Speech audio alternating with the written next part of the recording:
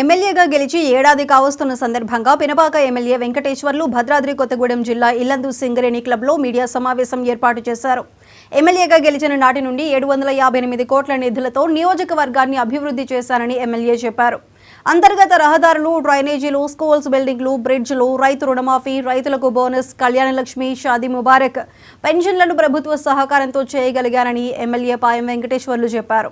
పులుసుబొంద project త్వరలోనే పూర్తవుతుంది. Agency ప్రాంతమైన పినపాక నియోజకవర్గాన్ని అభివృద్ధిలో పరుగులు పెట్టించాలనేదే ధ్యేయమని ఎమ్మెల్యే చెప్పారు.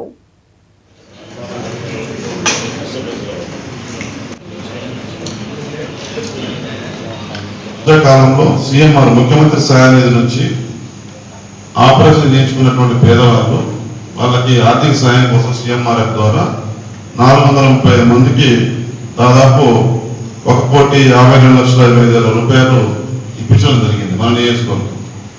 అదే ఎల్ఓసి హాస్పిటల్లో అడ్మిట్ అవుతారు ఇన్పేషెంట్గా, వాళ్ళ డిశ్చార్జ్ ఆపరేషన్ ఖర్చుతో మనకి ఇస్తారు, ఎస్టిమేషన్ కాపీ ఇస్తారు.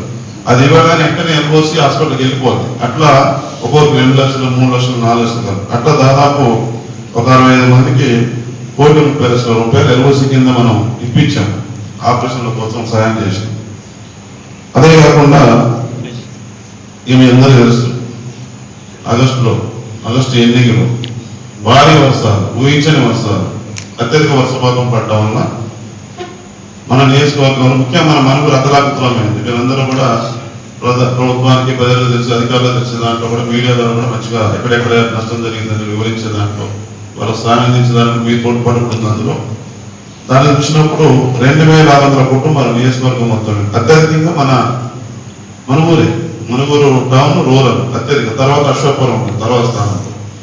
కాబట్టి ఇట్లా 2,600 కుటుంబాలు వరద పట్టి గోడలు పడిపోయి కప్పులు దూరిపోయి ఉంటే అటువంటి కుటుంబాలకు ఒక్కొక్క కుటుంబానికి 16,500 చొప్పున దాదాపు 4,29,00,000 రూపాయలు ఆ వరద తరగతికి మరి గురైనటువంటి బాధితులకు తక్షణ సాయంగా